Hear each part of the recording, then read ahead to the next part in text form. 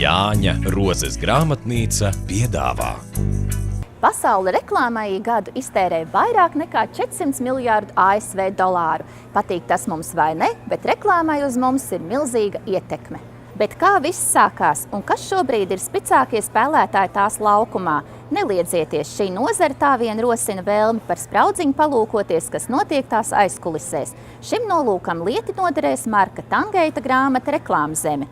Šī Jāņa Rozes apgāde izdotā grāmata ir pirmā grāmata, kurā reklāmas attīstība vērtēta no starptautiska skatu punkta.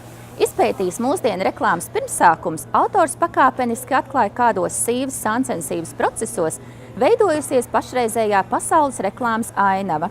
Grāmatas tapšanas laikā Marks Tangeits intervējis dučiem ietekmīgāko reklāmas biznesa pārstāvju, gan sīkstos izdzīvotājus, kas vēl atceras slavas apvīto zelta laikmetu, gan mūsdienu modīgākos radošos direktorus.